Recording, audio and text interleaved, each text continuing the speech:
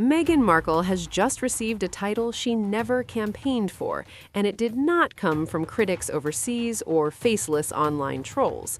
It came from her own neighborhood, in the very city she once believed would crown her a success. In the middle of Hollywood's awards season, an iconic Los Angeles boutique delivered a verdict that no publicist can easily undo.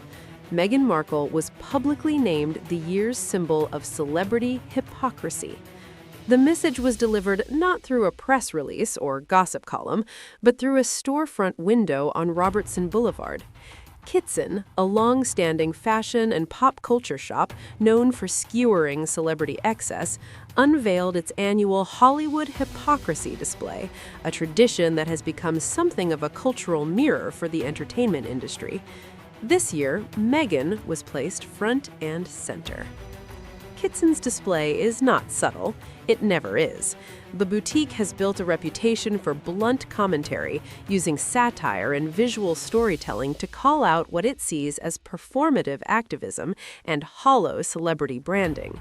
Since launching the display during the pandemic years, the store has made it clear that its targets are not random.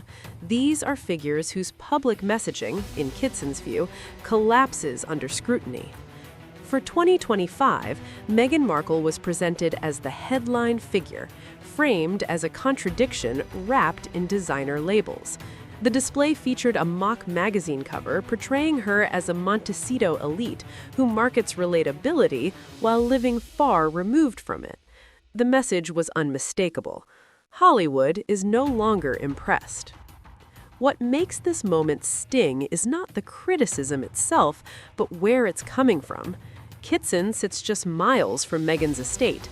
The people stopping to read the display are the same industry insiders, influencers, producers, and stylists she has tried to win over since settling in California. This is not rejection from afar. This is local. The satirical headlines displayed beside her image reflected years of accumulated public skepticism. They referenced her carefully curated persona, her luxury lifestyle, and the growing disconnect between her messaging and her behavior. The display did not accuse, it reminded. Each headline echoed controversies that had already circulated widely, now gathered into one unmistakable statement. Among the references was her lifestyle brand, which has struggled to convince consumers of its authenticity. The boutique pointed to the contrast between the brand's rustic, homegrown image and the reality of mass production far from California. It was the kind of detail that resonates because it undermines the emotional story being sold. Another headline alluded to her tendency to break rules while promoting fairness, referencing a well-publicized local incident involving special treatment at a public event. The theme was consistent: expectations for others, exceptions for herself. Perhaps the most cutting reference involved a media profile that revealed how staged some of her public appearances had become. The implication was not cruelty, but theatricality, that moments meant to feel organic were increasingly coming across as rehearsed. But the display didn't stop at image-making. It highlighted one decision in particular that crystallized public frustration: Meghan's appearance in a Netflix production wearing jewelry valued well into six figures. The visual contrast was jarring. A show meant to feel intimate and accessible was paired with symbols of extreme wealth. Their reaction was predictable. Viewers did not feel inspired. They felt talked down to. This criticism taps into a deeper issue that has followed Meghan for years. She has positioned herself as an advocate for equality, simplicity, and compassion, while simultaneously living a life defined by extraordinary privilege. That contradiction has become impossible for many to ignore. The Montecito estate, the private travel, the high-priced fashion, none of these are crimes, but when paired with messaging about sacrifice and humility, they invite scrutiny. Hollywood, a town fluent in image-making, has started to call it out. The Kitson display also referenced long-standing environmental criticisms, pointing to past private travel habits that clashed with climate advocacy. These weren't new accusations, they were reminders, and reminders are often harder to dismiss. Yet, material contradictions were only part of the story. The display landed at a moment when public sympathy for Meghan had already thinned, particularly due to unresolved family estrangements. Her silence during serious health struggles faced by her father has weighed heavily on public perception. For someone whose brand emphasizes compassion and connection, the absence has been glaring. Observers have noted the contrast between her on-screen messaging about togetherness and the visible fractures in her personal relationships. It is not that audiences demand perfection, it is that they expect consistency. The Kitson display did not invent this narrative, it compiled it. This was not a sudden backlash. The boutique has been documenting what it views as celebrity hypocrisy for years, and Meghan's inclusion reflects a broader shift in how she is seen within the entertainment industry. Once welcomed as a compelling new figure, she is now regarded with caution, even fatigue. The display made one thing clear. Hollywood has grown tired of moral lectures delivered from gated estates, and Meghan Markle, once positioned as an outsider shaking up the system, is now viewed by many as just another elite playing the old same game. The timing of this public rebuke could not be worse for Meghan's business ambitions. As her reputation takes a hit locally, her commercial projects are struggling to gain traction nationally.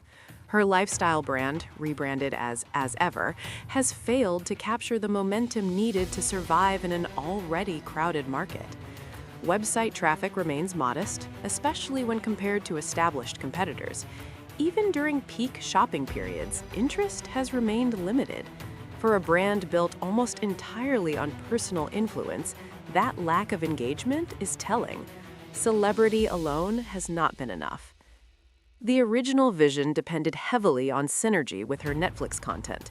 The idea was simple. Viewers would watch her show, admire the aesthetic, and purchase the products. In practice, the rollout was disorganized.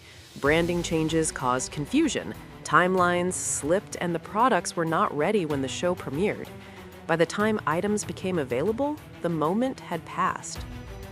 Netflix's decision not to integrate her products into its retail strategy sent a quiet but powerful signal. While the streaming platform invested in her content, it did not extend that confidence to her merchandise. Without that support, Meghan turned to pop-up shops and limited placements, tactics that often signal a brand searching for footing. Some of these pop-ups generated more questions than sales, including regulatory concerns and unclear messaging. Instead of building trust, they added to the perception of inconsistency. Industry analysts point out that the problem goes deeper than logistics. The products themselves have struggled to stand out. They are not significantly different from what consumers can find elsewhere, often at lower prices. Without innovation or clear value, the brand relies almost entirely on Meghan's personal appeal, and that appeal has weakened. Celebrity brands succeed when the founder feels authentic, likable, and aspirational in a way audiences can relate to. Increasingly, Meghan is seen as curated rather than candid. Her appearances feel controlled, her messaging feels strategic. That distance has cost her goodwill. The Kitson display symbolizes a broader cultural shift. Hollywood once embraced Meghan as a symbol of reinvention. Now it seems to view her as emblematic of something else, performative virtue without personal accountability. Her former allies appear less visible. Associations that once boosted her credibility now seem to carry reputational risk. Even figures once aligned with her causes have found themselves facing similar criticism. The irony is difficult to miss. Meghan left royal life seeking freedom, authenticity, and creative control.